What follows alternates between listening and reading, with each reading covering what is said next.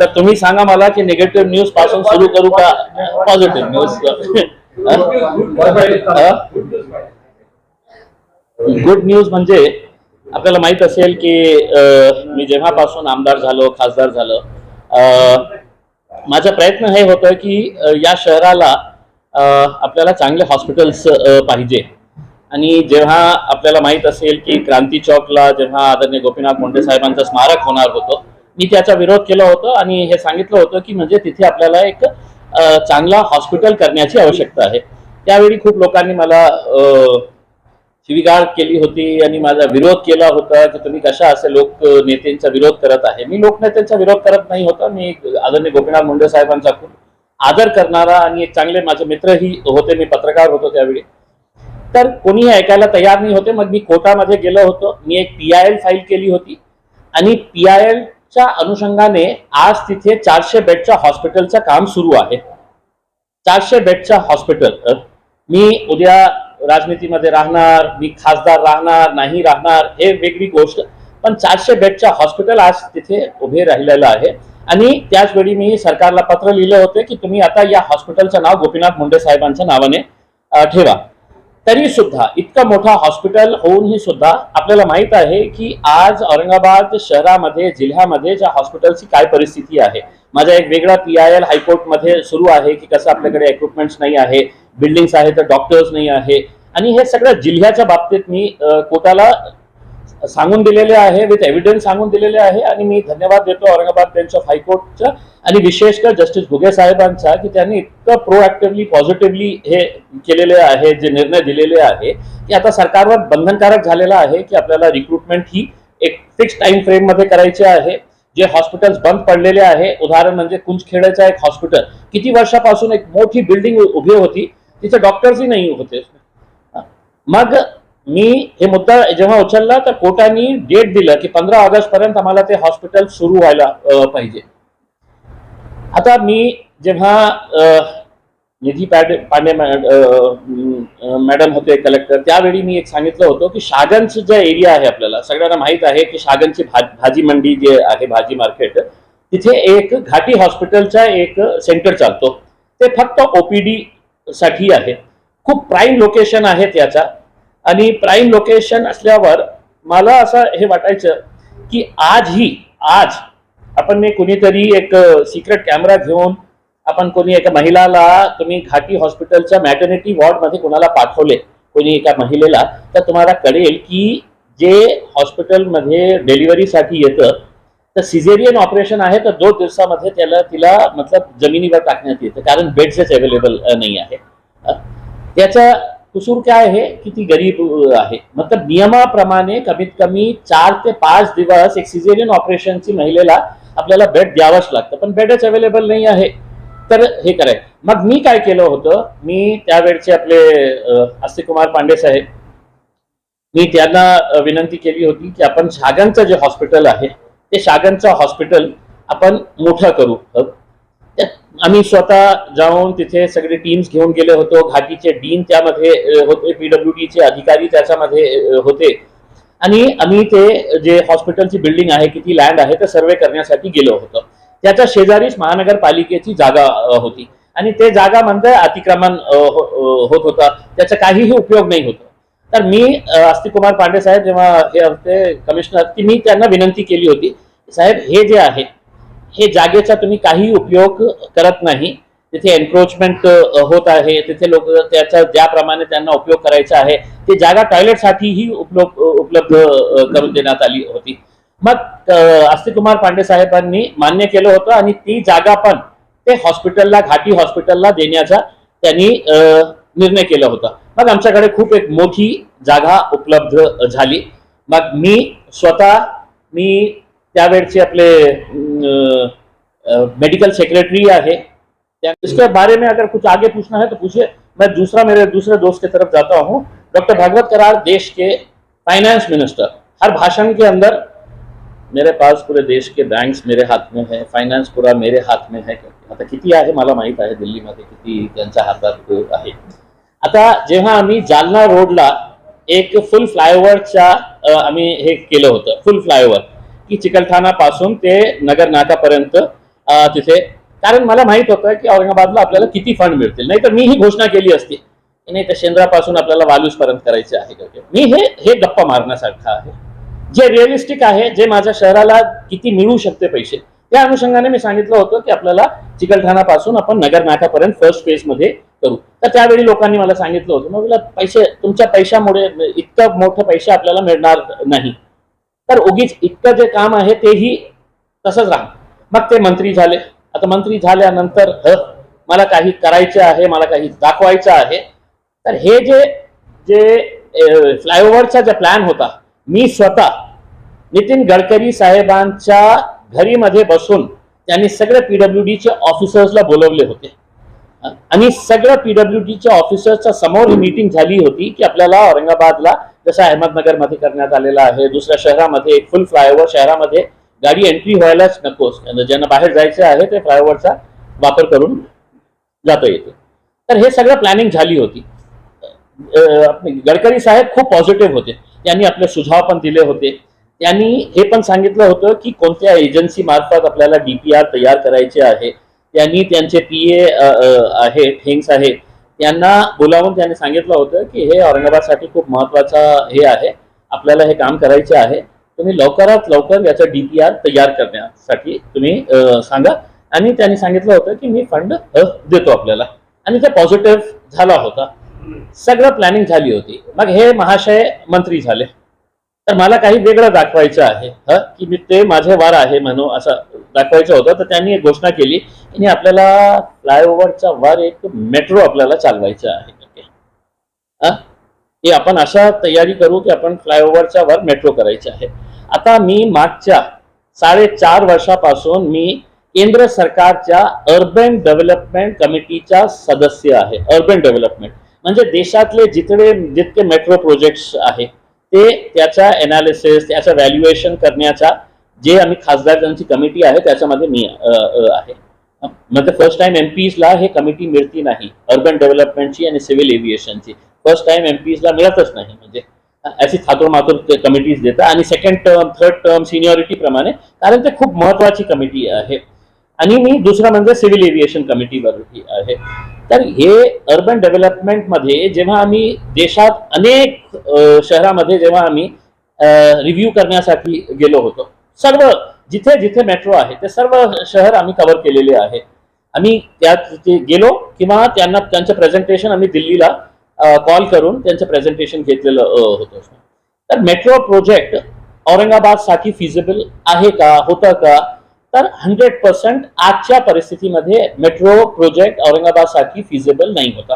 कारण आपल्या जितका लोकसंख्या आहे, आपला जे मुवमेंट आहे त्याच्यामध्ये मेट्रो प्रोजेक्टसाठी आपल्याला जे फंडिंग लागतं, बहुतेक कराड साहेबांना हे माहीत नसेल. ते अति उत्साहामध्ये त्यांनी सांगितलं असेल की मी आता मेट्रो रन करणार. त्यांना हे माहीत नसेल की मेट्रोसाठी केंद्र सरकार काही फंडिंग देत नाही.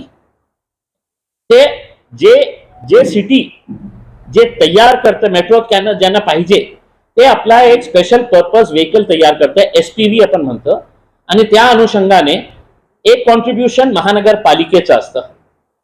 लोकल सेल्फ गव्हर्नमेंट बॉडी जे आहे ते कॉन्ट्रीब्यूट करते.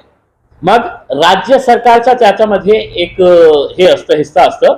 आणि जे मेट्रो कॉर्पोरेशन आहे ते कॉर्पोरेशन आहे, म्हणजे गव्हर्नमेंट याच्यासाठी फंड नाही देणार, ते कॉर्पोरेशन जे आहे ते त्याच्यासाठी फंडिंग करते. म्हणजे 3 सोर्सेस आपल्याला फंडिंगसाठी लागतं, एक मेट्रो कॉर्पोरेशन, एक स्टेट गव्हर्नमेंट आणि एक लोकल सेल्फ गव्हर्नमेंट. आता हे आपली महानगरपालिकेची परिस्थिती काय? पगार द्यायला पैसे नाही, लोकांना आपल्याला बाहेर काढावं लागत आहे, त्यांची नोकऱ्या खतम करायच्या आहे, आपल्याकडे रस्ते आतापर्यंत चांगले झालेले नाही, आपल्याकडे पाण्यासाठी हे आहे, आपल्या ड्रेनेजची अवस्था काय आहे, मग किती पैशाची आपल्याला गरज असली असती महानगरपालिकेकडून, ते शक्यच नाही होतं. जेव्हा मला वाटतं की त्यावेळी त्यांनी घोषणा केली तर हम लेके आ जाएंगे, म्हणजे हवा में बात करने के लिए तो मुझे भी बहुत कुछ अच्छे से आता है. उस वक्त जब करार साहब ने घोषणा की थी, मैंने एक पत्र लिखा था मुख्य कार्यकारी अधिकारी Aurangabad city development corporation limited को. 21 फरवरी 2022 को ये पत्र लिखा था, ये उसका इनवर्ड है, जब ये साहब ने घोषणा करे थे कि हम मेट्रो प्रोजेक्ट लेके आ रहे हैं। इसकी कॉपी मैं आपको देता हूं और उस कॉपी के अंदर आपको समझ में आ जाएगा। औरंगाबाद शहरात स्मार्ट सिटी प्रकल्पाअंतर्गत मेट्रो लाईन डीपीआर बनविण्याच्या कामास स्थगिती देऊन नागरिकांच्या प्राथमिकता असलेल्या व सध्या स्थितीत अत्यावश्यक विकास कामे व प्रकल्पांना प्राधान्य देने बाबत। ये मैंने पूरा डिटेल के अंदर बताया। एक डीपीआर बनाने के लिए कितना पैसा लगता है पता है आपको?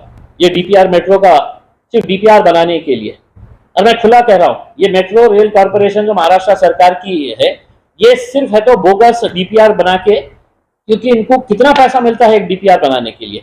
7.5 करोड़। फक्त डीपीआर बनवण्यासाठी 7.5 करोड़ रुपये इनको देना था। मैंने खुला उसके अंदर लिखा था की स्मार्ट सिटी अंतर्गत महारेल संस्थेस मेट्रो लाईनच्या डीपीआर बनविण्यास देण्यात येणारे रुपये 7.5 कोटी पूर्णपणे वाया जाणार आहे। औरंगाबाद शहराचा विकास आराखडा पाहता सध्या तरी मेट्रो लाईन शक्यच नाही। सबब निधी शहरातील उद्याने व सध्या स्थितीत गरज असलेले लोकोपयोगी विकास कामे करण्यासाठी वापरावे। शहराला फक्त काही जंक्शन आणि विशेषतः जालना रोडवर उडानपूल हवे आणि ते अत्यंत महत्वाचे आहे।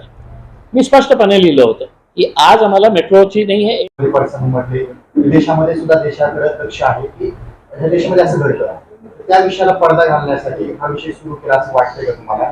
खास करून असं म्हटलं जातं की गुरुजी म्हणजे भाजपचं पिल्लू असं म्हटलं जातं। खूप घाणेरडा पिल्लू, फक्त पिल्लू नाही, खूप घाणेरडा पिल्लू। दुसरं म्हणजे तुम्ही मणिपूरच्या बाबतीत हे विचारलं मला। लोकसभेचं अधिवेशन सुरू आहे आणि बहुतेक हे सेकंड लास्ट अधिवेशन असणार आहे। त्याच्यानंतरचं जे आहे ते शेवटचं अधिवेशन असणार आहे आणि ते खूप लिमिटेड पिरियड साठी असू शकतं, कारण ते त्यावेळी 5 राज्यांचे इलेक्शन होणार आहे। तर सगळे जे मंडळी आहे ते आपल्या आपल्या कॉन्स्टिट्युएन्सी मध्ये बिझी असतील। 5 राज्यांचे इमॅजिन करा खासदार किती लोक ते गैरहजर असते। तर हे सेशन खूप महत्वाचं होतं। मागचं जे अधिवेशन होतं ते पूर्ण वाया कशासाठी गेलं होतं की सरकारने म्हटलं की नाही आम्ही अडानीच्या बाबतीत कोणत्याही आम्ही डिबेट करण्यास तयार नाही आहे करके। विरोध पक्षांचं हे होतं की नाही अडानी एक मोठा मुद्दा बनलेला आहे आणि त्यांचं जे फायनान्शियल फ्रॉड जे त्यांनी केलेलं आहे त्याच्या बाबतीत चर्चा व्हायला पाहिजे। पूर्ण अधिवेशन तसंच वाया गेलेलं आहे। आता नियमाप्रमाणे ज्या पंतप्रधानांना नियम माहीत नसेल तर त्यांना त्या खुर्चीवर बसण्याचा अधिकारही नाही मोदी साहेबांना, की पार्लमेंटच्या गेटवर येत होते आणि पार्लमेंटच्या गेटवर उभे राहून ते मीडियाला ऍड्रेस करतं आणि पार्लियामेंटला त्यांची अकाउंटेबिलिटी आहे। जेव्हा हाउस इन प्रोग्रेस रहता है, जब लोकसभा राज्यसभा चलते रहता है तो कोई minister without addressing the house वो डायरेक्ट जाके है तो मीडिया से बात नहीं कर सकता। बाकी दूसरे दिनों में कर सकते हैं। मोदी जी ने गेट के सामने खड़े रह के मीडिया से अपना दुख दर्द नाटक जितना भी करना था कि दर्द पीड़ा कैसी हुई है उनको, तो वो पूरा कर दिए है। लेकिन पिछले इतने दिनों से पार्लियामेंट एक भी दिन नहीं चल रहा है, हमको बोलने का मौका नहीं दिया जा रहा है। सिर्फ मंत्री आते हैं, कोई तो भी एक बिल लेके आते हैं, उनके पूरे एमपीज को जमा किया जाता है और वॉइस वोट के ऊपर चला होयचं बहुमत नाहीचं बहुमत, होयचं बहुमत झाले झाले झाले झाले करके। म्हणजे इतने इंपॉर्टेंट बिल्स। अब जैसा आपने सुने होंगे अमित शाह साहब भाषण दे रहे थे 2-2.5 घंटे के करीब है तो कि मोदी जी ने और देश में हमने कितना अच्छा काम किया है करके। बिल कोणता होता? कॉपरेटिव्हचा होता। म्हणजे मी इतका प्रयत्न केले की ते मला संधी देतील तर मी हे आदर्शचे जे डिपॉझिटर्स आहे त्यांचा काय हाल होत आहे, मलकापूरचे डिपॉझिटर्स आहे त्यांचा काय हाल होत आहे, हे पतसंस्थामध्ये आणि कॉपरेटिव्ह बँक्समध्ये कसा फ्रॉड चाललेला आहे हे मी बोललो असतं, पण नाही आम्हाला बोलण्याचा संधीच दिली नाही। फक्त बिल आणायचे, हे व्हॉइस वोटच्या आधारावर पास करून घ्यायचे। तर हे मला वाटतं की खूप चुकीचं आहे। मोदी साहेबांनी मोठापणा दाखवायचं। मणिपूर हे देशाचा आहे, एक हिस्सा आहे आणि त्यांनी उद्या येऊन पार्लमेंटमध्ये सांगावं की नाही जे झालेलं आहे ते चुकीचं आहे, आम्ही कठोर कारवाई घेणार। जे लोक जे मरण पावलेले आहे, ज्यांची हत्या करण्यात आलेली आहे, जे चर्चेस जाळण्यात आलेलं आहे, आम्ही पुन्हा बांधून देऊ करते। अरे तुम्ही प्राईम मिनिस्टर माझेही आहे ना, तुम्ही असं कसं समजतो की मी फक्त भारतीय जनता पार्टीचा आणि विश्व हिंदू परिषदचा बजरंग दलचा मी प्राईम मिनिस्टर आहे, माझेही पंतप्रधान आहे। आणि काय चूक आहे आमची की साहेब तुम्ही या एक स्टेटमेंट तरी करा इतकं दिवसापासून इतकं महिन्यापासून हे सगळं आगजनी आणि हे सुरू आहे, व्हायलन्स सुरू आहे मणिपूरमध्ये, याच्या बाबतीत सरकारने हे कठोर कारवाई आतापर्यंत केलेली आहे. इतके लोकांचं नुकसान झालेलं आहे, हे प्राईम मिनिस्टर कडून आमची अपेक्षा असते. मग तुम्ही विदेशात जाऊन इतके मोठे गाजाबाजा करता, मोठं बडबड करता की देश ये वो आणि भक्त त्यालाही नंतर हे मानतं. मग तुम्ही पार्लियामेंटला कशाला फेस नहीं करते? पार्लियामेंटला फेस करा ना. जाते आते सिर्फ एक आपको ये बता रहा हूं कि मैं एक बार फिर से मैं महाराष्ट्र के जितने भी पद संस्थाएं हैं और कोऑपरेटिव बैंक्स है, वहां पे जिन जिन लोगों का पैसा लगा हुआ है, मैं एज अ खासदार बोल के आपको बोल रहा हूं, कल अपने बैंक के सामने, अपने पद संस्था के सामने जाइए और वो पैसा आप निकालिए, क्योंकि वरना आपको आने वाले दिनों के अंदर वही हाल होगा जो आज आदर्श के जितने डिपॉजिटर्स है उनका हो रहा है. और मैं इसलिए कह रहा हूं कि अगर किसी के 25 लाख रुपए किसी सहकारी बैंक के अंदर रखे हुए हैं और अगर वो बैंक का डायरेक्टर और चेयरमैन वो पैसा लेके गायब हो जाते हैं, तो आरबीआई ने कहा है कि हम सिर्फ 5 लाख रुपया आपको इनिशियल है तो आपका देंगे करके, और बाकी के लिए है तो आप हमारे पास है तो चप्पलें घिसते रहना करके. और पद संस्थाएं जितने भी है, वो पद संस्थाओं के ऊपर किसी का कोई कंट्रोल नहीं है. करोड़ों रुपये. अभी आप थोड़े दिनों के बाद देखेंगे, ये मानकापे के साथ का एक जो पार्टनर है डायरेक्टर, उसकी भी एक बैंक है, उसकी भी एक पद संस्था है. आप 8 दिन के अंदर देखिए, 8 दिन के अंदर ये पूरे लोग जो है वो दोबारा उनको सड़क के ऊपर आना पड़ेगा. किसी के है तो 5 लाख रुपये है, उन्हें गए तो दे रहा है 17,000 रुपये ले ले, बोला 17,000 ले ले, अभी मैं देता, बाद में देता है करके. म्हणजे कधीपर्यंत चालणार आहे? मैं इस वजह से बोल रहा हूं, अगर तुमने 4 तारीख तक महाराष्ट्र की विधानसभा का अधिवेशन चल रहा है, लोग अगर लाइनों में खड़े रह के अपना पैसा निकालना शुरू करें, पूरा महाराष्ट्र का सहकार क्षेत्र हिलना चाहिए और मुख्यमंत्री को, उप मुख्यमंत्री को मजबूरन हाउस के अंदर खड़े रहकर यह घोषणा करना पड़ेगा कि तुम अपना पैसा निकालो मत. महाराष्ट्र सरकार उसकी जवाबदारी लेता है. महाराष्ट्र सरकार की जिम्मेदारी रहेगी कि किसी भी गरीब का, किसी भी डिपॉजिटर का 1 रुपया हम जाने नहीं देंगे करके.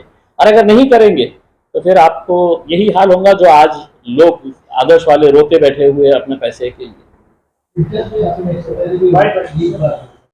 आणि शहरांच्या जे आज अनेक असे भाग आहे की जिथे रोडचे आपण इन्फ्रास्ट्रक्चर चांगलं केलं तर आपल्याला इतकं हजार कोटींच्या वरची गोष्ट करतो की म्हणजे हजार कोटी रुपये आपल्याला खर्च करण्याची आवश्यकता नाही.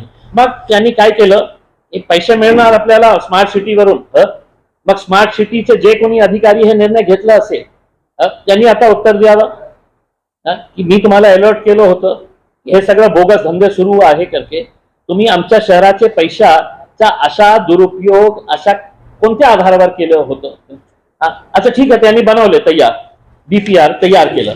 कोणाच्या सांगण्यावरून की आमचे फायनान्स मिनिस्टर माझ्या हातात आहे. अरे तुमच्या हातात,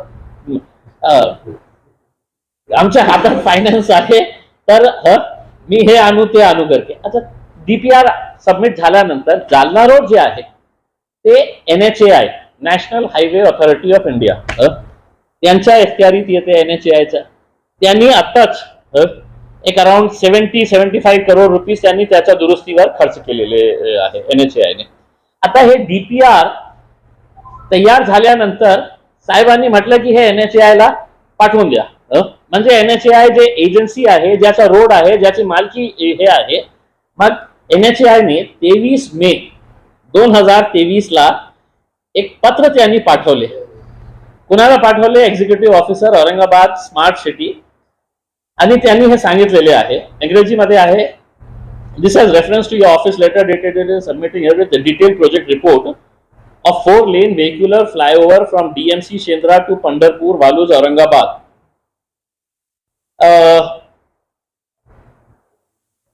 तो उन्होंने है तो ये करके भिजाए है कि ये जो आपने हमारे को भिजाया है डीपीआर, जिसके अंदर ये रहेगा और उसके ऊपर है तो ट्रेन चलते रहेगी करके, उन्होंने लिखा है the proposal amounting to rupees 3,737 3,737 crore रुपयेचा जे डीपीआर तुम्ही तयार करून आम्हाला पाठवलेले आहे is not covered under any approved scheme of NHAI North.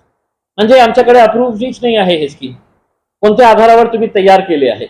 मग लास्टचा शेवटचा त्यांनी एक चपाळ मारलं. In this regard, as per direction received from competent authority, the proposal is return herewith. हे घ्या तुमचा प्रपोजल आणि खिशात टाका तुमचे. म्हणजे स्पष्ट लिहिलेलं आहे, 3,737 रुपये का तुमने प्रपोजल दिया, हमारे कोई स्कीम के अंदर ये नहीं है. ये आम्ही तुम्हाला तुमचा प्रपोजल आमच्या वरिष्ठांच्या आदेशाने आम्ही तुम्हाला परत पाठवत आहे. म्हणजे ते डीपीआर इतकं असेल तर आता कमिशनर साहेबांनी आणि कराड साहेबांनी त्याच्या रद्दीमध्ये किती पैसे मिळतील ते पैसे जमा करून ते स्मार्ट सिटीमध्ये टाका, नाहीतर उत्तर द्या. त्यावेळचे कमिशनर आणि कराड साहेबांनी आमच्या शहराचे 7.5 कोटी रुपये वाया घातलेले आहेत. तुम्ही फक्त आपल्या बोगस काहीतरी दाखवण्यासाठी 7.5 कोटी रुपये कराड साहेबांनी आपल्या खिशातून स्मार्ट सिटीला परत करावं. नाहीतर मी त्यांना चॅलेंज करतो की तुमच्या हातात आता किती सरकार किती महिने राहिलेली आहे, त्या महिन्यामध्ये तुम्ही हे 3,737 करोड़ रुपये सँक्शन करून आणा. बड़े रास्ते के ऊपर खड़े रहकर कराड़ साहब को सैल्यूट करूंगा मैं. 7.5 करोड़ रुपये वापस दो या फिर 3,037 करोड़ रुपये मंजूर करेंगे. हाँ, 7.5 करोड़ रुपए जो उन्होंने डीपीआर में डाले हैं, एक तो वो वापस करना, नहीं तो फिर सेंट्रल से 3,737 करोड़. बिल्कुल बिल्कुल बिल्कुल यही है. भाई आज 7.5 करोड़ के अंदर आप देखिएगा कि एक एक गली में हम जब काम करने के लिए जाते हैं तो 10 लाख रुपए का काम कर रहे हैं, 15 लाख रुपए का काम कर रहे हैं. आज औरंगाबाद शहर के अंदर कितने ऐसे अंदर इंटरनल रोड्स है कि जिसके अंदर हम 7.5 करोड़ के अंदर क्या नहीं कर सकते थे. अब अगर ये डीपीआर इतनी जल्दबाजी के अंदर बनाए हैं इसमें, मैंने एक मरतबा दानवे साहब से पूछा, मैं बोला साहब हमारा वो मेट्रो का क्या हुआ करके, मला काहीच माहित नाही. खरं बोलतो, मला काहीच माहित नाही. म्हणजे जे रेल्वेचे आहे त्यांना काही माहित नाही आणि हे साहेब आपलं फक्त मी आहे मेरा देश का पूरा फाइनेंस बैंक मेरे हाथ में है करके तो तर हे याच्यासाठी मी ते कमिशनर आणि कराड साहेब दोघांनी आपल्या खिशातून 7.5 कोटी रुपये स्मार्ट सिटीला परत करा आपल्या खिशातून. अस्तिक कुमार पांडे साहेब होते आणि अस्तिक कुमार आणि आताचे जे कमिशनर आहे त्यांनी याच्यावर काहीतरी निर्णय घ्या की फक्त मंत्र्यांच्या, आमदारांच्या, खासदारांच्या बोलण्यावरून तुम्ही असे पैसे वाया घालत असेल तर मी अर्बन डेव्हलपमेंटच्या कमिटीचा सदस्य असल्यामुळे मी यांची तक्रार अर्बन डेव्हलपमेंट कमिटीमध्येही करणार आहे. कारण ते पैसा आणताना स्मार्ट सिटीच्या प्रोजेक्टमध्ये हे पैसे आले होते आणि स्मार्ट सिटीचे पैसे कुठून येतं तर अर्बन डेवलपमेंट. इस ताल्लुक से अगर मौका मिला तो मैं पार्लियामेंट के अंदर भी ये आवाज़ उठाऊंगा और पार्लियामेंट के अंदर उनसे सवाल करूंगा कि आप ये बताइएगा कि आपने मेरे शहर के 7.5 करोड़ रुपये वापस कब देने वाले हैं करके कराड़ साहब ने इसका जवाब देना चाहिए. ये इसी ताल्लुक से क्वेश्चन है कि जो फ्लाईओवर बनने वाला है क्या अभी राजी साहब उसमें सबसे बड़ी दिक्कत ये है मतलब हमारी जब मीटिंग हुई थी इनके साथ, गडकरी साहब के साथ, तो ये सवाल है तो मैंने भी उनसे किया था. मैं बोला सर मेरे टर्म में स्टार्ट हो जाएगा ना काम करके तो वो खुद बहुत इंटरेस्टेड थे. उन्होंने मुझसे खुद कहा था कि जब वो दौलताबाद जा रहे थे तो बोले कि यार कितनी ट्रैफिक है बोले उसमें, और वो रोड भी चौड़ा होना चाहिए, दौलताबाद का तुम्हारा रोड जो है उसको 4 लेनिंग करना चाहिए करके उसमें तो डिफेंस का लैंड की बात आई. तो उन्होंने खुद ने अपना ये किए थे उसमें कि उसके ताल्लुक से भी मीटिंग एक लगाएंगे करके उसमें. और ये इसके लिए तो उन्होंने ये बताए थे कि अगर डीपीआर तैयार हो जाता है मैं फंड सैंक्शन कर देता हूँ, अपन है तो एक 6-8 महीने के अंदर है तो अपन इसका काम शुरुआत कर सकते हैं. आज मेरे हिसाब से जालना रोड के फ्लाईओवर का काम शुरू हो गया होता और उस वक्त अगर हमने निर्णय लिए होते कि हमारा सिर्फ फ्लाईओवर रहने वाला है तो हमने जो 70 करोड़ रुपये जालना रोड के मेंटेनेंस के लिए अभी लगाए हैं, 70 करोड़ रुपये. अब उसके अंदर दूसरी एक बात बताता हूं आपको, वो एक अलग बॉक्स आइटम बना सकते हैं. एयरपोर्ट के सामने एक फ्लाईओवर था उनके पहले इनिशियल प्लान के अंदर, एयरपोर्ट के सामने वो लेटर है ना उसको, तो एयरपोर्ट के सामने एक फ्लाईओवर था मैंने उसका विरोध किया। मैंने इसलिए विरोध किया, मैंने बोला कि देखिए हम लोग है तो एक फुल फ्लाईओवर लेने की बात कर रहे हैं। आप अगर ये फ्लाईओवर अभी बना देंगे तो हमारे पास क्रांति चौक का फ्लाईओवर, पेट्रोल का फ्लाईओवर, फिर आगे एक, तो मैं बोला फिर हमारा पर्पस सर्व नहीं होगा, ये फ्लाईओवर को रोक दे करके। उसके ऊपर वो कॉन्ट्रैक्टर जो लेडी थी हैदराबाद की, उसने खूब प्रेशर डाली कि नहीं ये करना है करके। लेकिन मैं अड़ा हुआ था। मैंने दिल्ली के अंदर वो असाकी साहब बोल के है NHAI के, जो यहाँ के महाराष्ट्र के हेड, मैं उनके पास जाके बैठा और मैंने उनको बोला कि साहब हमारा ये सैंक्शन हुआ है, आप गडकरी साहब को फोन लगाइए और पूछिएगा कि हमारे को एक फ्लाईओवर मिल रहा है, तो आप ये 70 करोड़ रुपए के अंदर ये फ्लाईओवर क्यों बना रहे हैं करके। अल्टीमेटली मैंने इतने करस्पॉन्डेंस किया रिटर्न के अंदर, तो वो फ्लाईओवर वहां से कैंसिल हुआ, एयरपोर्ट के बिल्कुल सामने का उसमें। अब मैंने NHAI को एक लेटर लिखा कि मैं बोला वो जो पैसा फ्लाईओवर का जो था वो कहाँ यूज किया गया भाई। एक फ्लाईओवर बनाने के लिए 17 करोड़, 18 करोड़, 22 करोड़ जो भी उसका प्रोविजन था उसमें, वो पैसा तुमने कहाँ खर्च किए। ठेकेदार को तो मिल गया था करके। मैंने पत्र लिखा, कोई रिप्लाई नहीं आया NHAI की तरफ से। मेरे PA है शोएब साहब, उनको है तो NHAI के ऑफिसर ने फोन करके बोला कि अरे यार ये क्या हमारे पीछे लगा दिए है करके उसके अंदर। तो फिर मैंने डबल से है तो हमने लेटर लिखे कि हमारे को ये बताओ करके कि ये पैसा कहाँ खर्च हुआ है करके उसमें। तो अब जो उनका रिप्लाई आया है, उन्होंने ये लिखे है कि नीचे है तो हमने क्या पेवर ब्लॉक्स लगा दिए है और हमने उसका, तो मैं बोला अगर फ्लाईओवर बन रहा था तो नीचे का खड्डे छोड़ने वाले थे क्या, पेवर ब्लॉक्स नहीं लगाने वाले थे। तो अब उसके पीछे भी लगा हुआ हूँ एकदम है। तो अब गडकरी साहब को, क्योंकि उसका रिप्लाई अभी आया है, मतलब बहुत मेहनत करने के बाद, तो ये एक सवाल हमारे मन में है कि NHAI ने वो पैसा कहाँ डाला है करके। अगर वो मोहतरमा जो हैदराबाद की कॉन्ट्रैक्टर थी, जिसके बहुत अच्छे कनेक्शंस है सुना NHAI के अंदर, उसने वो पैसा कहाँ इस्तेमाल करी वो हमारे को बताना, या NHAI ने हमारे को बताना कि साहब ये 20 करोड़ का फ्लाईओवर था, ये 20 करोड़ है तो हमने दूसरी जगह के ऊपर एक फ्लाईओवर बना दिए। मैंने उस वक्त तो ये सुझाव दिया था कि वो जो पैसा रहेगा बचेगा, जो NHAI का रोड हमारे शहर से कहीं से भी जा रहा होगा उसके अंदर, तो वहां पे है तो हम उसको शिफ्ट करते हैं। लेकिन अब क्या है मालूम क्या है कि जिसके हाथ में पूरा फाइनेंस है और जिसके हाथ में पूरे बैंक है और जिन्होंने 7.5 करोड़ रुपए मेरी वाट लगा दिए है शहर की, उन्होंने जवाब देना चाहिए कि अभी मेट्रो अगर नहीं हो रहा है तो वो फ्लाईओवर के लिए है तो आप अभी उसको मंजूरी देंगे, या सिर्फ है तो औरंगाबाद के शहर के लोगों को है तो लॉलीपॉप दे के है तो अपना इलेक्शन तक खींच के लेके जाएंगे कि मैं ला रहा करके उसमें। यही अफसोस है ना उसके अंदर। जो काम है तो हमारा आज के दिन है तो बहुत आगे बढ़ गया होता, लेकिन सिर्फ एक आदमी के अति उत्साह की वजह से और सिर्फ शहर को कुछ तो भी मैं लॉलीपॉप दे दूं, और वो लॉलीपॉप की वजह से ना हम मेट्रो के अंदर रहे ना फ्लाईओवर के अंदर रहे। इस ताल्लुक से अगर मौका मिला तो मैं पार्लियामेंट के अंदर भी ये आवाज उठाऊंगा और पार्लियामेंट के अंदर उनसे सवाल करूंगा कि आप ये बताइएगा कि आपने मेरे शहर के 7.5 करोड़ रुपए वापस कब देने वाले हैं करके। करार साहब ने इसका जवाब देना चाहिए। ये इससे ताल्लुक से क्वेश्चन है कि जो फ्लाईओवर बनने वाला है क्या अभी राजी साहब, उसमें सबसे बड़ी दिक्कत ये है, मतलब हमारी जब मीटिंग हुई थी इनके साथ, गडकरी साहब के साथ, तो ये सवाल है तो मैंने भी उनसे किया था। मैं बोला सर मेरे टर्म में स्टार्ट हो जाएगा ना काम करके, तो वो खुद बहुत इंटरेस्टेड थे। उन्होंने मुझसे खुद कहा था कि जब वो दौलताबाद जा रहे थे तो बोले कि यार कितनी ट्रैफिक है बोले उसमें, और वो रोड भी चौड़ा होना चाहिए, दौलताबाद का तुम्हारा रोड जो है उसको 4 लेनिंग करना चाहिए करके उसमें, तो डिफेंस का लैंड की बात आई, तो उन्होंने खुद ने अपना ये किए थे उसमें कि उसके ताल्लुक से भी मीटिंग एक लगाएंगे करके उसमें। और ये इसके लिए तो उन्होंने ये बताए थे कि अगर DPR तैयार हो जाता है मैं फंड सैंक्शन कर देता हूँ, अपन है तो एक 6-8 महीने के अंदर है तो अपन इसका काम शुरुआत कर सकते हैं। आज मेरे हिसाब से जालना रोड के फ्लाईओवर का काम शुरू हो गया होता, और उस वक्त अगर हमने निर्णय लिए होते कि हमारा सिर्फ फ्लाईओवर रहने वाला है, तो हमने जो 70 करोड़ रुपए जालना रोड के मेंटेनेंस के लिए अभी लगाए हैं, 70 करोड़ रुपए। अब उसके अंदर दूसरी एक बात बताता हूं आपको, वो एक अलग बॉक्स आइटम बना सकते हैं। एयरपोर्ट के सामने एक फ्लाईओवर था उनके पहले इनिशियल प्लान के अंदर, एयरपोर्ट के सामने, वो लेटर है ना उसको, तो एयरपोर्ट के सामने एक फ्लाईओवर था।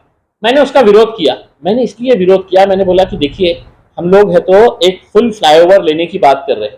आप अगर ये फ्लाईओवर अभी बना देंगे तो हमारे पास क्रांति चौक का फ्लाईओवर, पेट्रोल का फ्लाईओवर, फिर आगे एक, तो मैं बोला फिर हमारा पर्पस सर्व नहीं होगा, ये फ्लाईओवर को रोक दे करके। उसके ऊपर वो कॉन्ट्रैक्टर जो लेडी थी हैदराबाद की, उसने खूब प्रेशर डाली कि नहीं ये करना है करके। लेकिन मैं अड़ा हुआ था। मैंने दिल्ली के अंदर वो असाकी साहब बोल के है NHAI के, जो यहाँ के महाराष्ट्र के हेड, मैं उनके पास जाके बैठा और मैंने उनको बोला कि साहब हमारा ये सैंक्शन हुआ है, आप गडकरी साहब को फोन लगाइए और पूछिएगा कि हमारे को एक फ्लाईओवर मिल रहा है, तो आप ये 70 करोड़ रुपए के अंदर ये फ्लाईओवर क्यों बना रहे हैं करके। अल्टीमेटली मैंने इतने करस्पॉन्डेंस किया रिटर्न के अंदर, तो वो फ्लाईओवर वहां से कैंसिल हुआ, एयरपोर्ट के बिल्कुल सामने का उसमें। अब मैंने NHAI को एक लेटर लिखा कि मैं बोला वो जो पैसा फ्लाईओवर का जो था वो कहाँ यूज किया गया भाई। एक फ्लाईओवर बनाने के लिए 17 करोड़, 18 करोड़, 22 करोड़, जो भी उसका प्रोविजन था उसमें, वो पैसा तुमने कहाँ खर्च किए। ठेकेदार को तो मिल गया था करके। मैंने पत्र लिखा, कोई रिप्लाई नहीं आया NHAI की तरफ से। मेरे PA है शोएब साहब, उनको है तो NHAI के ऑफिसर ने फोन करके बोला कि अरे यार ये क्या हमारे पीछे लगा दिए है करके उसके अंदर। तो फिर मैंने डबल से है तो हमने लेटर लिखे कि हमारे को ये बताओ करके कि ये पैसा कहाँ खर्च हुआ है करके उसमें। तो अब जो उनका रिप्लाई आया है, उन्होंने ये लिखे है कि नीचे है तो हमने क्या पेवर ब्लॉक्स लगा दिए है और हमने उसका, तो मैं बोला अगर फ्लाईओवर बन रहा था तो नीचे का खड्डे छोड़ने वाले थे क्या, पेवर ब्लॉक्स नहीं लगाने वाले थे। तो अब उसके पीछे भी लगा हुआ हूँ एकदम है। तो अब गडकरी साहब को, क्योंकि उसका रिप्लाई अभी आया है, मतलब बहुत मेहनत करने के बाद, तो ये एक सवाल हमारे मन में है कि NHAI ने वो पैसा कहाँ डाला है करके। अगर वो मोहतरमा जो हैदराबाद की कॉन्ट्रैक्टर थी, जिसके बहुत अच्छे कनेक्शन है सुना NHAI के अंदर, उसने वो पैसा कहाँ इस्तेमाल करी वो हमारे को बताना, या NHAI ने हमारे को बताना कि साहब ये 20 करोड़ का फ्लाईओवर था, ये 20 करोड़ है तो हमने दूसरी जगह के ऊपर एक फ्लाईओवर बना दिए। मैंने उस वक्त तो ये सुझाव दिया था कि वो जो पैसा रहेगा बचेगा, जो NHAI का रोड हमारे शहर से कहीं से भी जा रहा होगा उसके अंदर, तो वहां पे है तो हम उसको शिफ्ट करते हैं। लेकिन अब क्या है मालूम क्या है कि जिसके हाथ में पूरा फाइनेंस है और जिसके हाथ में पूरे बैंक्स है और जिन्होंने 7.5 करोड़ रुपए मेरी बाट लगा दिए है शहर की, उन्होंने जवाब देना चाहिए कि अभी मेट्रो अगर नहीं हो रहा है तो वो फ्लाईओवर के लिए है तो आप अभी उसको मंजूरी देंगे, या सिर्फ है तो औरंगाबाद के शहर के लोगों को है तो लॉलीपॉप दे के है तो अपना इलेक्शन तक खींच के लेके जाएंगे कि मैं ला रहा करके उसमें। यही अफसोस है ना उसके अंदर। जो काम है तो हमारा आज के दिन है तो बहुत आगे बढ़ गया होता, लेकिन सिर्फ एक आदमी के अति उत्साह की वजह से और सिर्फ शहर को कुछ तो भी मैं लॉलीपॉप दे दूं, और वो लॉलीपॉप की वजह से ना हम मेट्रो के अंदर रहे ना फ्लाईओवर के अंदर रहे। तर तुम्ही सांगा मला की निगेटिव्ह न्यूज पासून सुरू करू का पॉझिटिव्ह न्यूज। गुड न्यूज म्हणजे आपल्याला माहित असेल की मी जेव्हापासून आमदार झालो, खासदार झालो, माझा प्रयत्न हे होतं की या शहराला आपल्याला चांगले हॉस्पिटल्स पाहिजे। आणि जेव्हा आपल्याला माहित असेल की क्रांती चौकला जेव्हा आदरणीय गोपीनाथ मुंडे साहेबांचं स्मारक होणार होतं, मी त्याचा विरोध केला होता आणि हे सांगितलं होतं की म्हणजे तिथे आपल्याला एक चांगला हॉस्पिटल करण्याची आवश्यकता आहे। त्यावेळी खूप लोकांनी मला शिवीगाळ केली होती आणि माझा विरोध केला होता की तुम्ही कशा असे लोक नेत्यांचा विरोध करत आहे। मी लोकनेत्यांचा विरोध करत नाही होता, मी आदरणीय गोपीनाथ मुंडे साहेबांचा खूप आदर करणारा आणि एक चांगले माझे मित्रही होते, मी पत्रकार होतो त्यावेळी, तर कोणीही ऐकायला तयार नाही होते। मग मी कोर्टामध्ये गेलो होतो, मी एक PIL फाईल केली होती आणि PILच्या अनुषंगाने आज तिथे 400 बेडच्या हॉस्पिटलचं काम सुरू आहे। 400 बेडच्या हॉस्पिटल, मी उद्या राजनीतीमध्ये राहणार, मी खासदार राहणार नाही राहणार हे वेगळी गोष्ट, पण 400 बेडच्या हॉस्पिटल आज तिथे उभे राहिलेलं आहे। आणि त्याच वेळी मी सरकारला पत्र लिहिले होते की तुम्ही आता या हॉस्पिटलचं नाव गोपीनाथ मुंडे साहेबांच्या नावाने ठेवा। तरी सुद्धा इतका मोठा हॉस्पिटल होऊनही सुद्धा आपल्याला माहित आहे की आज औरंगाबाद शहरामध्ये, जिल्ह्यामध्ये ज्या हॉस्पिटलची काय परिस्थिती आहे। माझा एक वेगळा PIL हायकोर्टमध्ये सुरू आहे की कसं आपल्याकडे इक्विपमेंट्स नाही आहे, बिल्डिंग्स आहे तर डॉक्टर्स नाही आहे, आणि हे सगळं जिल्ह्याच्या बाबतीत मी कोर्टाला सांगून दिलेले आहे, विथ एव्हिडन्स सांगून दिलेले आहे. आणि मी धन्यवाद देतो औरंगाबाद बेंच ऑफ हायकोर्टचा आणि विशेषतः जस्टिस घुगे साहेबांचा की त्यांनी इतकं प्रोएक्टिव्हली पॉझिटिव्हली हे केलेले आहे, जे निर्णय दिलेले आहे की आता सरकारवर बंधनकारक झालेला आहे की आपल्याला रिक्रुटमेंट ही एक फिक्स टाइम फ्रेम मध्ये करायची आहे. जे हॉस्पिटल्स बंद पडलेले आहे, उदाहरण म्हणजे कुंजखेड्याचं एक हॉस्पिटल, किती वर्षापासून एक मोठी बिल्डिंग उभी होती, तिथे डॉक्टर्सही नाही होते. मग मी हे मुद्दा जेव्हा उचलला तर कोर्टाने डेट दिलं की 15 ऑगस्ट पर्यंत आम्हाला ते हॉस्पिटल सुरू व्हायला पाहिजे. आता मी जेव्हा निधी पांडे मॅडम होते कलेक्टर, त्यावेळी मी एक सांगितलं होतं की शागनचं जे एरिया आहे, आपल्याला सगळ्यांना माहित आहे की शागनची भाजी मंडी जे आहे, भाजी मार्केट, तिथे एक घाटी हॉस्पिटलचा एक सेंटर चालतो. ते फक्त ओपीडी साठी आहे. खूप प्राईम लोकेशन आहे त्याचा. आणि प्राईम लोकेशन असल्यावर मला असं हे वाटायचं की आज आपण कुणीतरी एक सिक्रेट कॅमेरा घेऊन आपण कोणी एका महिलाला, तुम्ही घाटी हॉस्पिटलच्या मॅटर्निटी वॉर्डमध्ये कोणाला पाठवले, कोणी एका महिलेला, तर तुम्हाला कळेल की जे हॉस्पिटलमध्ये डिलिव्हरीसाठी येतं तर सिझेरियन ऑपरेशन आहे तर 2 दिवसामध्ये तिला मतलब जमिनीवर टाकण्यात येतं, कारण बेड्सच अवेलेबल नाही आहे. त्याचा कसूर काय आहे की ती गरीब आहे. मतलब नियमाप्रमाणे कमीत कमी 4 ते 5 दिवस एक सिझेरियन ऑपरेशनची महिलेला आपल्याला बेड द्यावंच लागतं, पण बेडच अवेलेबल नाही आहे. तर हे करायचं. मग मी काय केलं होतं, मी त्यावेळचे आपले आस्तिकुमार पांडे साहेब, मी त्यांना विनंती केली होती की आपण शागनचं जे हॉस्पिटल आहे ते शागनचं हॉस्पिटल आपण मोठं करू. आम्ही स्वतः जाऊन तिथे सगळे टीम्स घेऊन गेले होतो. घाटीचे डीन त्यामध्ये होते, पीडब्ल्यूडीचे अधिकारी त्याच्यामध्ये होते. आणि आम्ही ते जे हॉस्पिटलची बिल्डिंग आहे, किती लँड आहे, ते सर्वे करण्यासाठी गेलो होतो. त्याच्या शेजारीच महानगरपालिकेची जागा होती आणि ते जागा म्हणजे अतिक्रमण होत होता, त्याचा काहीही उपयोग नाही होता. तर मी आस्तिकुमार पांडे साहेब जेव्हा हे होते कमिशनर, ती मी त्यांना विनंती केली होती, साहेब हे जे आहे हे जागेचा तुम्ही काही उपयोग करत नाही, तिथे एन्क्रोचमेंट होत आहे, तिथे लोक त्याचा ज्याप्रमाणे त्यांना उपयोग करायचा आहे ते जागा टॉयलेटसाठीही उपलब्ध करून देण्यात आली होती. मग आस्तिकुमार पांडे साहेबांनी मान्य केलं होतं आणि ती जागा पण ते हॉस्पिटलला, घाटी हॉस्पिटलला देण्याचा त्यांनी निर्णय केला होता. मग आमच्याकडे खूप एक मोठी जागा उपलब्ध झाली. मग मी स्वतः त्यावेळचे आपले मेडिकल सेक्रेटरी आहे रखडलेला आहे ना. म्हणजे काय, आता डीपीआर जे आहे ना, ते डीपीआर त्यांनी असंच बनवलेलं आहे. आता ते मी पेपरमध्ये वाचलं होतं की नवीन डीपीआर बनवायला मी सांगितलेलं आहे. आता कमिशनर साहेबांनी सांगितलं किती पैसे तुम्ही देणार आहे नवीन डीपीआर साठी, का ते 7.5 कोटीमध्ये हे सगळं चालणार आहे. म्हणजे हे डीपीआरच्या 39 खेळामध्ये तुम्ही म्हणजे जो एक मेन फ्लायओव्हर होणार होता तो तुम्ही घालून टाकलेला आहे, तो काही होणार नाही. हा, आत्ताची परिस्थिती तर हेच आहे. आपल्या नगरच्या सर्वपक्षीय लोक त्यांनी काम करताना आणला आणि तयारी होत नाही. म्हणजे जेव्हा मी नगरमध्ये क्रॉस होतो ना, तर माझ्या मनात ही एक हे प्रश्न उपस्थित होतो की नगर कुठे आहे, आपण कुठे आहे. म्हणजे आपला कंपॅरिझन नगरशी होऊ शकत नाही, आपण इतकं मोठं शहर आहे.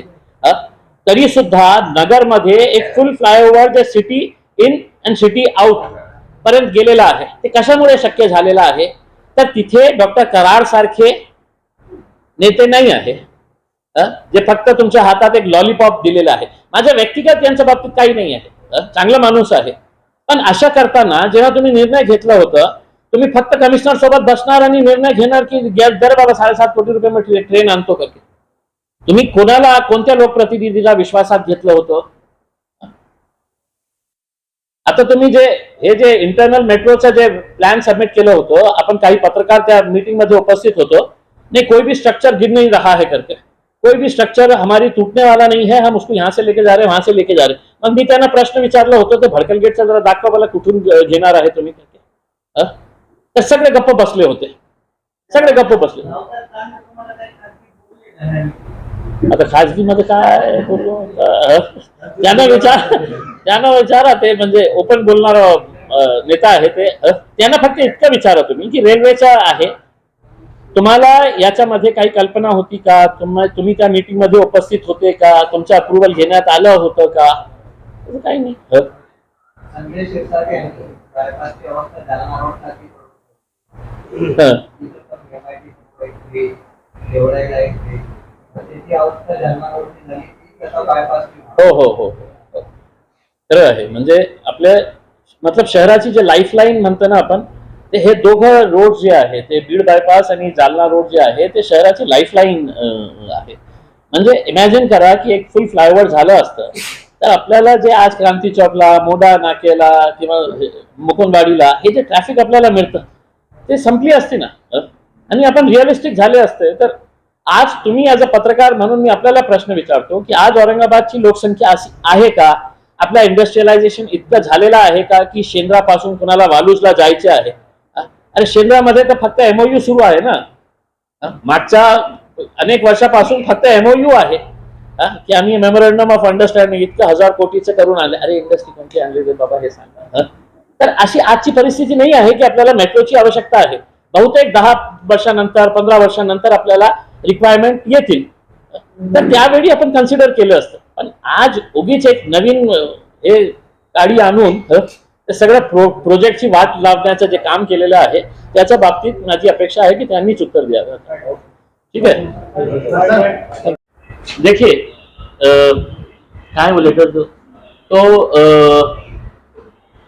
जालना रोड के ऊपर एक फुल फ्लाईओवर होना चाहिए, जैसा हमने देखे हैं अहमदनगर के अंदर, आपने देखे हैं one full flyover city in city out है. दूसरे बड़े शहरों के अंदर ये हो रहा है. सिर्फ औरंगाबाद के अंदर क्यों ऐसा है? तो ऊपर नीचे करके है तो पूरे जालना रोड के ऊपर इतने सारे फ्लाईओवर्स बनाए जा रहे थे. तो मैंने नितिन गडकरी साहब के पास पूरा प्रपोजल लेके गया था और मैं शुक्रिया अदा करता हूं गडकरी साहब का कि उन्होंने बहुत पॉजिटिवली उसको लिया था. एक मीटिंग ऑर्गेनाइज की गई थी जिसके अंदर पूरे पीडब्ल्यूडी के, एनएचएआई के अधिकारी वहां पर बुलाए गए थे और उनके सामने सब डिस्कशन हुआ था. गडकरी साहब खुद बड़े इंटरेस्टेड थे कि वहां पर एक फुल फ्लाईओवर होना चाहिए करके. वो सब फाइनल हो गया था. उन्होंने कहा था कि इसका डीपीआर इमीडिएट हम बनाते हैं, मैं फंड सैंक्शन करता हूं और हम जल्द से जल्द है तो उसका उद्घाटन कर देंगे करके. उसके फौरन बाद क्या हुआ कि हमारे अति उत्साही डॉक्टर कराड़ साहब जो है वो देश के मंत्री बन गए और मंत्री बनते ही उनको फाइनेंस मिनिस्टर बना दिए. तो उन्होंने बोले देश का पूरा पैसा मेरे हाथ में है, देश का पूरा फाइनेंस मेरे हाथ के अंदर है करके. अब उनके हाथ में क्या है ये मुझे अच्छी तरीके से मालूम है दिल्ली के अंदर. लेकिन उन्होंने फिर आके घोषणा कर डाली कि नहीं, अपन जो फ्लाईओवर बना रहे उसके ऊपर अपन मेट्रो चलाएंगे करके. और वो मेट्रो के लिए है तो उन्होंने अपने तौर के ऊपर उस वक्त के स्मार्ट सिटी ऑफिस से कांटेक्ट करे और उन्होंने बोले कि अपने को इसका डीपीआर बनाने का है करके. अब वो डीपीआर जो मेट्रो रेल कॉर्पोरेशन बनाती है, महाराष्ट्र सरकार की जो कॉर्पोरेशन है, वो सिर्फ एक डीपीआर बनाने के लिए 7.5 करोड़ रुपये लेती है. अब वो 7.5 करोड़ रुपये के अंदर उन्होंने है तो अपना खातुर मातुर अपना डीपीआर बना दिए. अब वो डीपीआर बना के जब उन्होंने एनएचएआई, जालना रोड जो है वो एनएचएआई के अंडर में जाता है, तो उन्होंने एनएचएआई को डीपीआर भेज दिया कि देखो ये हमने डीपीआर बनाया है अभी इसके ऊपर. तो एनएचएआई ने इनके मुंह के ऊपर एक तमाचा मारा और तमाचा मारकर उनको ये कहा कि भाई साहब आपने तो हमारे को एक प्रपोजल भेजे है 3,737 करोड़ रुपए का. ये प्रपोजल के बारे में हमारा ना कोई अप्रूवल है, ना कोई सैंक्शन है, ना हमको इसकी कोई जानकारी है. तो हम आपने जो डीपीआर तैयार किए हैं हम इसको बाइज्जत आपको वापस लौटा रहे हैं, अपने जेब में रख लीजिएगा पुड़िया बना के. तो ये डीपीआर वापस आ चुका है. अब मेरा सवाल कराड़ साहब से है कि ये 7.5 करोड़ रुपए जो हमारे स्मार्ट सिटी के आपने इनको दिए हैं तो वो पैसे अपने या तो आप जेब से दे दीजिएगा, आधे आप दे दीजिएगा और आधे उस वक्त कमिश्नर साहब ने दे दीजिएगा. अगर ये मेट्रो होने ही नहीं वाला है, आपने किसी का अप्रूवल ही नहीं लिए है, आपने सिर्फ औरंगाबाद की जनता को एक लॉलीपॉप दे देने का कि मैं आ गया हूं तो अब देखो मैं कैसा है तो ट्रेन भी उड़ा देता हूं करके यहाँ से, तो उन्होंने सिर्फ एक लॉलीपॉप दिए. तो एनएचएआई ने है तो उनके मुंह के ऊपर देखिएगा क्या जवाब देके उनको भिजाया है. अभी भेजा है 23 मई 2023 को. In this regard as per direction receive from competent authority the proposal is return here with. रख लो तुम्हारा प्रपोजल तुम्हारे पास 3,737 करोड़ रुपये का. लेकिन अब सवाल ये है कि कराड़ साहब अपने जेब से 7.5 करोड़ रुपये आप दे दीजिएगा या नहीं तो कमिश्नर साहब को बोलिए आधे तुम डाल दो आधे मैं डाल देता हूं और हम 7.5 करोड़ रुपये वापस करके उसमें डाल देते हैं. नहीं तो ये 3,737 करोड़ रुपये सरकार से कब सैंक्शन करवा के लेके आने वाले हैं इसका डेट दो. मैं डेट देता हूं.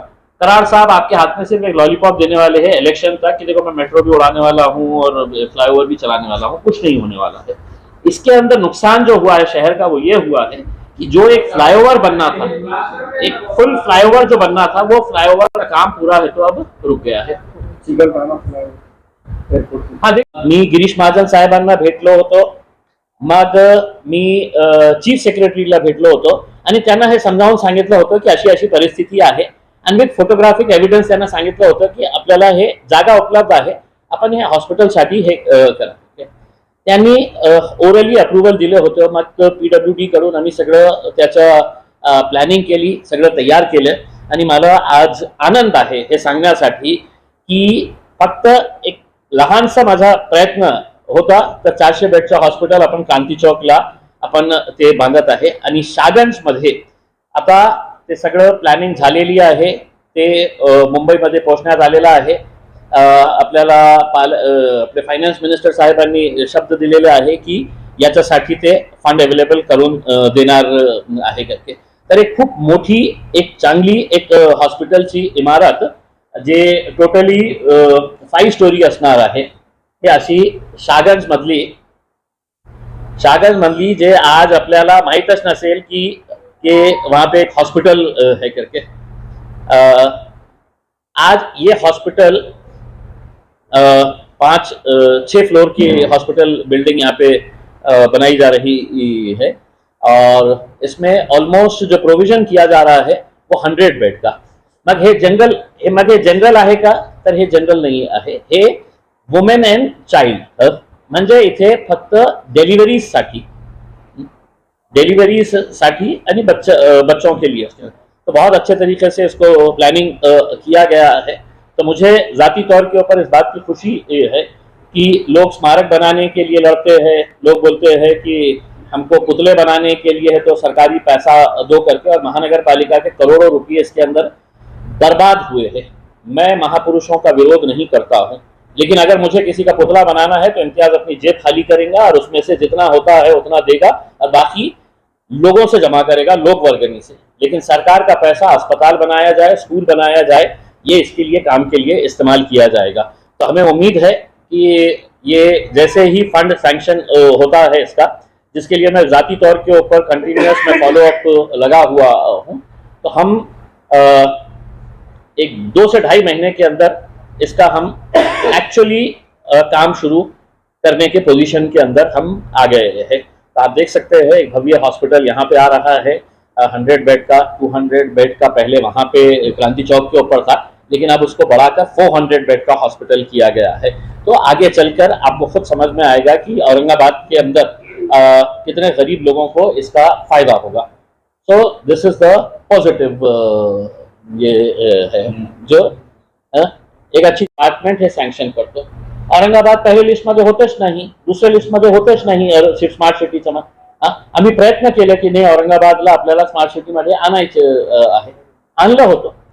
मग याचा असा पैशाचा दुरुपयोग होत असेल तर हे मला हे पत्र, दोघंही पत्र मी आपल्याला फॉरवर्ड करतो. मेट्रोचा काय आहे की खूप सारे शहर आहे की जिथे मेट्रो जे आहे ते फेल्ड प्रोजेक्ट झालेला आहे. फेल्ड इन द सेन्स की त्याचा रेव्हेन्यू जितकं जनरेट व्हायला पाहिजे, तर अनेक शहरामध्ये ते खूप मोठ्या लॉसेस मध्ये चाललेले आहे. अनेक शहरामध्ये, काही शहरामध्ये ते हे आहे 100% ते मतलब प्रॉफिट मध्ये आहे. पण इवन हैदराबाद सारखा मोठा जे शहर आहे ते पण लॉस मध्ये आहे. ते आपला नागपूरचा जे मेट्रो आहे ते लॉस मध्ये आहे. कोचीचा जे मेट्रो आहे ते लॉस मध्ये आहे. तर हे एनालिसिस सगळं रिव्ह्यू करताना आणि हे जेव्हा पैसे त्यांनी उभे केलं होतं त्यांचे महानगरपालिकेने, तर त्यांच्याकडे लँड बँक्स होती. मग ते लँड बँक्स त्यांनी त्याचं कमर्शियलाइज केलं होतं की ते लँड बँक बिल्डराला दिलं होतं, कमर्शियल पर्पजला दिले होते आणि ते पैसा जनरेट केलं होतं. आपण भिकार काय, कुठे आपल्याकडे काय आहे, कुठून पैसे उभे करणार हे.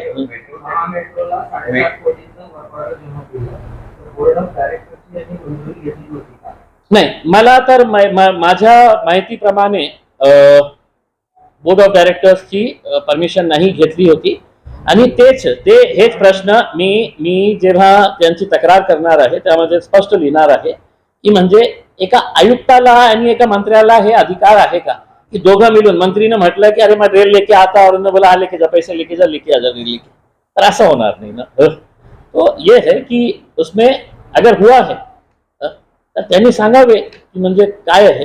दानवे साहेबांची प्रतिक्रिया घ्या की तुमच्या याच्यामध्ये काय रोल होता, आपण तर रेल चालवणारे मंत्री आहे ना, तुमच्या याच्यामध्ये काय होता ते सांगतील की मला कल्पनाच नाही की तुम्ही रेल सुरू करणार आहे. तर ये दो पॉजिटिव एक नेगेटिव न्यूज है उसमें. लेकिन ये है मंत्री है जो ये नेगेटिव है. पॉजिटिव दिया ना मैंने, हॉस्पिटल बनाया. अब थोड़ा सा अब देखिए मैं आपको बताता हूँ कि हमने देखिए मुझे नहीं पता. नहीं ठीक है ये सवाल भी अच्छा है. देखिए मेरा हमेशा से ये कहना है कि हमने एक ऐसी सोच लोगों के अंदर पैदा करना चाहिए. ये जो राजनीतिक लोग हैं कि साहब आप महानगर पालिका ये 2 करोड़ रुपए दे दो, हमको इसका स्मारक बनाने का है, ये 3 करोड़ रुपए दे डालो, हमारे को इसका पुतला बनाने का है, इसका ये करने का है करके. मैंने हमेशा से देखिए मैं खुली बात कर रहा हूँ. मैंने जब खैरे साहब ने ये बोला था कि हमको महाराणा प्रताप का पुतला बनाने का है करके महानगर पालिका से पैसे मांग रहे थे, तब इम्तियाज जलील ने खुद ने बोला था कि मैं मेरी तरफ से 5 लाख रुपए देने के लिए तैयार हूं, आप अपनी जेब से निकालिएगा करके. हम लोगों से पैसा जमा करके 1 करोड़ का नहीं, हम 2 करोड़ का भव्य बनाएंगे करके. लेकिन अगर महाराणा प्रताप के नाम से अगर कुछ करना है हमारे को, तो हम किसी ग्रामीण इलाके के अंदर एक सैनिक स्कूल करेंगे और उसका नाम है तो हम महाराणा प्रताप के नाम से देंगे करके. लेकिन हमारे पास की जो घटिया राजनीति है वो इन्हीं मुद्दों के ऊपर आधारित है. इम्तियाज जलील विरोध केला म्हणजे त्याला आदर नाही, त्याला हे नाही, त्याला ते नाही करके. आज अनेक लोक माझा विशेषतः बीड अंबेजोगाईवरून ते फोन करतं मला आणि ते म्हणतात की नाही साहेब खूप मोठं मन लागतं की तुम्ही सरकारला हे पत्र लिहिलं की आता तुम्हाला हॉस्पिटलला जे गोपीनाथ मुंडे साहेबांसाठी स्मारकसाठी जागा होती, आता त्या हॉस्पिटलचं नाव तुम्ही गोपीनाथ मुंडे साहेबांच्या नावाने करा. आता ते करतील नाही करतील मला माहित नाही, कारण ज्या प्रकारे गोपीनाथ मुंडे साहेब आणि त्यांच्या फॅमिलीवर आता राजनीती कशी प्रकारे चालत आहे आणि कशा भारतीय जनता पार्टीच्या ब्लड मध्ये आहे की ज्या माणसाने आपल्याला मोठा केलेला आहे त्याला आपण कशा असं काढतो आणि बाहेर साईडला फेकून देतो. याचं एक प्रमुख उदाहरण म्हणजे भारतीय जनता पार्टीचे सगळे मोठे नेते तुम्ही आज कोणत्या परिस्थितीमध्ये आहे तुम्ही बघते. तो मेरा ये है कि अब वो गवर्नमेंट के ऊपर है. हमने हमारा काम तो कर डाले, हमारा कोई विरोध नहीं है कि उसको आपको हॉस्पिटल को क्या नाम देना है. से मैं यही तो चीख रहा हूँ, चीख के बोल रहा हूँ. तुम्ही जसं शहराच्या विकासासाठी बोलले त्याच पद्धतीने राज्यभरामध्ये तणावाचं वातावरण आहे. महात्मा गांधींविषयी जे काही विधान केलं होतं भिडे गुरुजींनी, त्यामुळे राज्यभरामध्ये पुतळे जाळले जात आहेत. तुमची काय प्रतिक्रिया आहे? मी याच्या बाबतीत बोललेलं आहे की म्हणजे तो इतका मोठा आणि इतका महत्वाचा माणूस नाही आहे. म्हणजे आज तुम्ही मला सांगा की 1-2 वर्षापूर्वी 3 वर्षापूर्वी महाराष्ट्रामध्ये कोणाला माहित होतं का की असा वेळा माणूस का आहे करके इसमें, ज्याला आपण वेडे गुरुजी म्हणतो.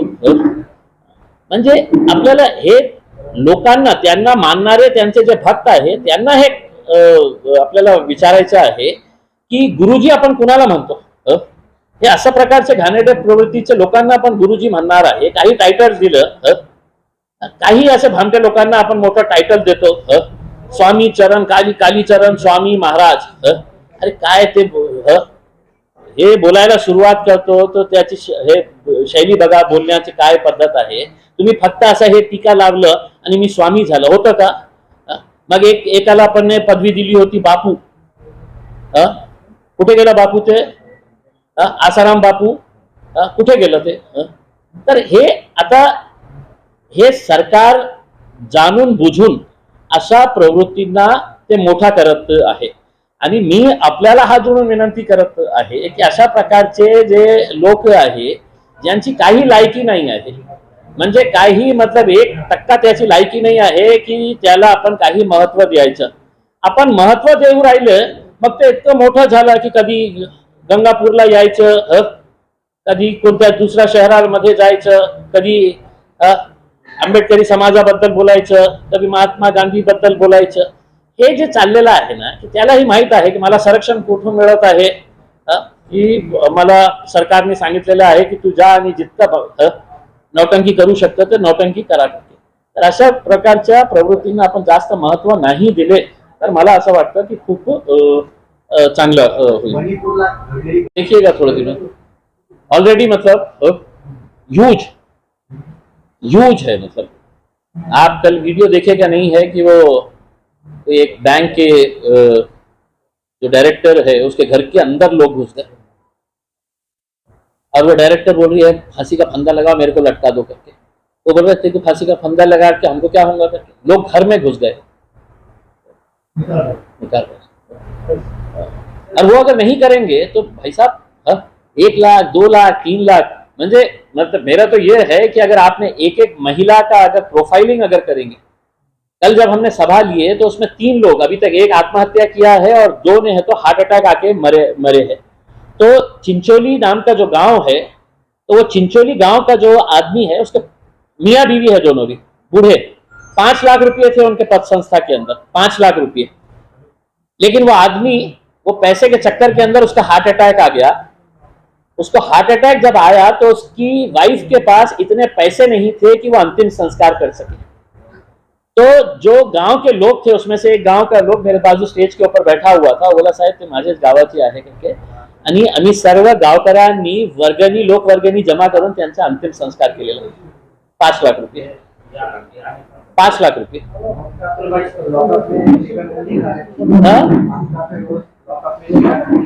ठीक है. मानका देखिए मतलब मैं तो पहले से ही ये बोलते हुए आ रहा हूँ.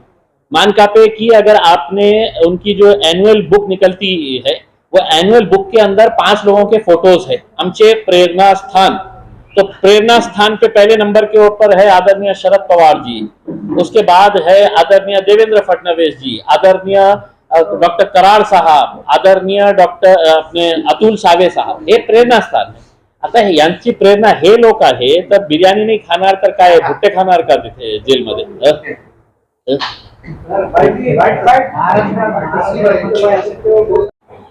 अति उत्साही और मैं मंत्री बन गया हूं तो अब पूरा मेरे हाथ में है और मैं क्या क्या कर सकता हूं. ये अभी रफली जो एस्टिमेट तैयार किया गया है ये ऑलमोस्ट 23 करोड़ का बजट है इसका. जो एस्टिमेट पूरा स्टेट देगा, पूरा स्टेट के उसमें से आएगा. ते पाडावंच लागणार आहे आपल्याला. नाही ते भाजी मंडीला आपण टच नाही. ते भाजी मंडीचं लँड वेगळं आहे. ते भाजी मंडीच्या कॉर्नरला ते आहे. आणि तिथे आपल्याला माहित असेल की म्हणजे कशी ट्रॅफिक आणि काय एक सेंट्रली लोकेटेड प्लेस आहे. त्याचा फायदा सगळ्या लोकांना होणार आहे. आपण कितीही केलं तर घाटीचे आपले लिमिटेशन्स तिथे झालेले आहे. आता माझ्या PIL मुळे अनेक पोस्टिंग्स भरण्याचं काम सुरू आहे. म्हणजे पूर्ण महाराष्ट्रामध्ये जे आकडा आम्हाला एफिडेव्हिट मध्ये सादर करण्यात आलेला आहे 10,500 post medical colleges hospitals across Maharashtra ते फक्त या PIL मुळे.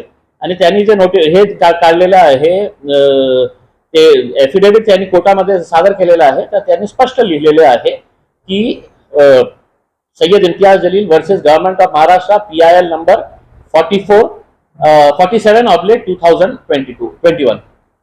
तर हे स्पष्ट त्यांनी लिहिलेले आहे. म्हणजे 10,500 पोस्ट जे अनेक वर्षापासून प्रलंबित होते आज कमीत कमी लोकांना आपण चांगली सेवा देऊ शकेल याच्या बाबतीत. तो ये अगर हो गया है आपका हॉस्पिटल के ताल्लुक से तो मैं अब एक हमारे अति उत्साही देखिए जमीन जो है 3000 नहीं ये 100 बेड का हॉस्पिटल, ये 100 बेड का हॉस्पिटल रहेगा. और इसकी टोटल जगह दोनों मिला के जो महानगर पालिका की थी और मतलब देखिए अगर महानगर पालिका अगर इसके अंदर पॉजिटिवली अगर काम नहीं करी होती, हमको सपोर्ट नहीं करी होती तो ये हॉस्पिटल बनना बिल्कुल ही नामुमकिन था क्योंकि बहुत छोटी सी जगह थी उसके अंदर हम कर नहीं पाए होते उसमें. तो अब ये जो है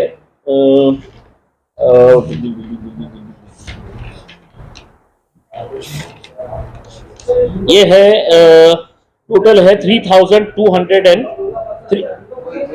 हाँ दुर्गा प्रसाद मतलब Durga Prasad 3,254 square metre 3,254 square metre. आणि या हॉस्पिटलचं जे नाव देण्यात आलेलं आहे urban health training centre and Mother and Child Care Hospital at Durga Prasad Arogya Dham Aurangabad. ये दुर्गा प्रसाद एक साहब थे, कई साल पहले उन्होंने है तो वो लैंड दिए थे और उनके नाम के ऊपर ये हॉस्पिटल बनना है बोल के ये किए थे। तो वो जो नाम है वो नाम वैसे ही रहेगा, दुर्गा प्रसाद आरोग्य धाम के नाम से ही रहेगा, लेकिन एक बड़ा हॉस्पिटल वहाँ पे बनने के लिए जा रहा है। तो ये एक पॉजिटिव न्यूज़ थी। अब मैं दूसरी आपको नेगेटिव न्यूज़ सुनाता हूँ, जो हमारे रुक जाओ जरा, पूछने दो।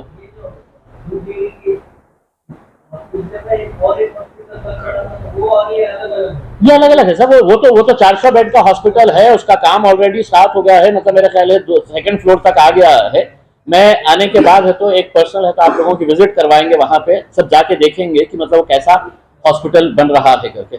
मतलब वो एक शहर की पहचान हो जाएंगी जिस लेवल के ऊपर वो काम, उसका पूरा डिजाइनिंग ये वो के अंदर मेरा पर्सनल इन्वॉल्वमेंट था।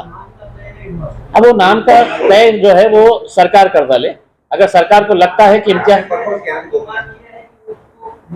बिल्कुल देना चाहिए। अगर यही होगा तो ये घटिया राजनीति खत्म होगी, वरना लोग है तो मुझे जाति के नाम से कि नहीं तो मुसलमान आहे म्हणून हे विरोध करत होता, ते आमचे नेते होते, अरे ते आमचे ही नेते होते ना। आज जसा मी बोलतो ना की आपण महाराणा प्रतापच्या नावाने तुम्ही पुतळे बांधून काय साध्य करणार आहे। मी स्वतः खैरे साहेबांना विचारले असते की महाराणा प्रतापच्या बाबतीत एक 3 ओळी सांगा मला तुम्ही, ते फक्त इतकं सांगितलं असतं की हो खूप मोठे होते, ते शूरवीर होते, बस याच्यापेक्षा जास्त काही। पण आपल्याला राजनीती असाच मुद्द्यावर घेऊन करायची आहे, हे देशाच्या राज्याचा दुर्दैव आहे, आपल्याला हे सांगायचे आहे। फ्लाईओवर बनना था, अभी NHAI ने पूरे जालना रोड के ऊपर 70 करोड़ रुपए 72 करोड़ रुपए कुछ खर्च किए। उस 72 करोड़ के अंदर एक फ्लाईओवर उनका एयरपोर्ट के सामने भी था, लेकिन मैंने उसका विरोध किया, मैंने रिटर्न के अंदर भिजाया था।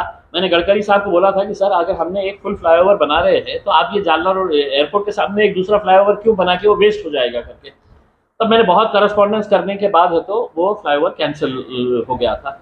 अब वो जब कैंसिल हुआ तो मैंने है तो NHAI को पत्र लिखा और उनसे पूछा कि भैया ये जो फ्लाईओवर के जो पैसे थे, जो फ्लाईओवर बनाने के लिए आपके 18 करोड़ 20 करोड़ 22 करोड़ जो भी थे, वो पैसा कहाँ यूज़ किया गया है करके। तो उन्होंने कई टाइम तक मुझे जवाब ही नहीं दिया, और फिर मैंने बार बार उनको है तो लेटर पे letter, reminder number 1, reminder number 2, reminder number 3, तो उनको समझ में आ गया कि एक हज़ार अपना पीछा छोड़ता नहीं है करके। तो उन्होंने आखिर में मुझे जवाब दिए कि हमने वो जो पैसे थे उससे तो हमने पेवर ब्लॉक्स लगाए थे, हमने यहाँ पे कंक्रीटिंग कर दी है करके उसके अंदर। तो अब मेरा उनसे ये कहने का है कि एक फ्लाईओवर की कीमत के अंदर अगर आप नीचे क्या बनाने वाले थे, आप तो पेवर ब्लॉक्स तो वैसे भी लगाने वाले थे, कंक्रीटिंग तो वैसे भी करने वाले थे।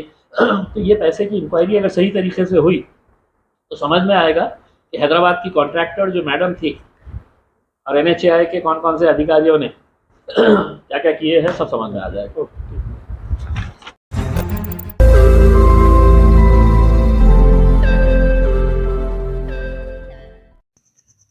रोज नई खबरों को देखने के लिए हमारे औरंगाबाद समाचार चैनल को सब्सक्राइब कीजिए और नोटिफिकेशन पाने के लिए हमारे बेल आइकन को दबाइए ताकि हर खबर की नोटिफिकेशन आपको मिलती रहे।